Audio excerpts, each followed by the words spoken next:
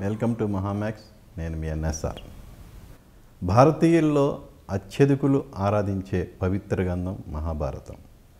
అందులో భీష్మ పర్వంలోని భగవద్గీత ప్రపంచం మానవాళికి దిశానిర్దేశం చేస్తుంది. ఈ నెల 22న గీతా జయంతి. గీతాసారాన్ని అవపాసన పట్టిన భగవద్గీత ఫౌండేషన్ వ్యవస్థాపకులు గంగాధర్ శాస్త్రి గారు ఇప్పుడు మనతో ఉన్నారు.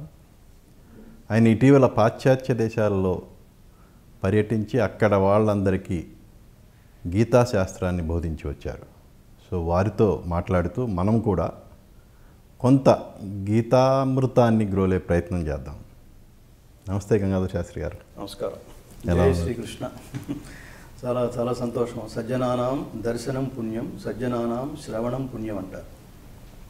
నాకు జర్నలిజం నుంచి నేను చాలా చాలా విశాలమైన ప్రపంచాన్ని చూడగలిగాను. ఆ జర్నలిజం అనే మార్గంలో, ఆ ప్రయాణంలో నాకు పరమ బంధువులాగా అనిపించిన అత్యంత స్నేహపాత్రుడు సుబ్బారావు గారు. వారే మీరు నా ఎదురుకుండా కూర్చోవడం, భగవద్గీత మార్గంలో ప్రయాణించే అవకాశం కాసేపు నాకు ఇవ్వడం చాలా సంతోషం. ముందుగా ఏమిటంటే, ఈ మహా టీవీ నుంచి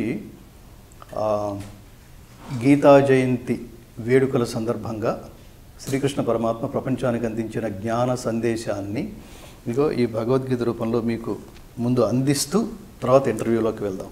సర్వధర్మ పరిత్యజ్య మామేకం శరణం వ్రజ అహం త్వా సర్వపాపేభ్యః మోక్షయిష్యామి మా శుచః. శ్రీకృష్ణార్పణమస్తు.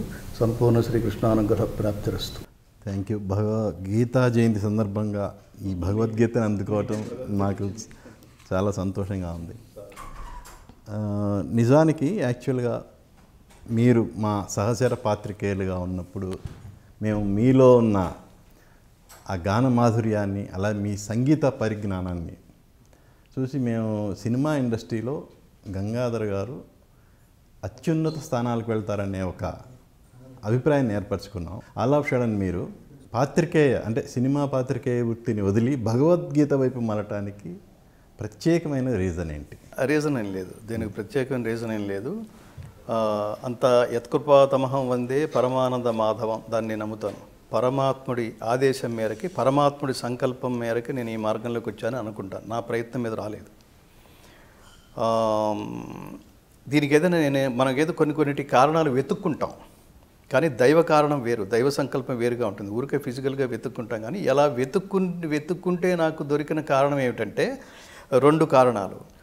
ఒక కారణం ఏమిటంటే, నేను ఈనాడులో సినిమా జర్నలిస్ట్గా పనిచేస్తున్నప్పుడు నాకు మా డిపార్ట్మెంట్కి మేనేజర్ అట్లూరు రామారావు గారు. నేను ఈనాడులో అప్పటి వరకు కర్ణాటక శాస్త్రీయ సంగీతంలో సర్టిఫికేట్ కోర్స్ చేశాను.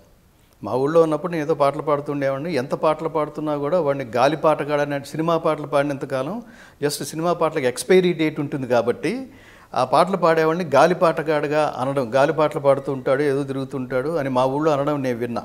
అలా కాకుండా దాన్ని రెస్పెక్టివ్ మార్గంలో, అత్యున్నతమైన గౌరవం పొందే మార్గంలో ప్రయాణించాలంటే కర్ణాటక శాస్త్రీయ సంగీతం ఖచ్చితంగా నేర్చుకోవాల్సిందే.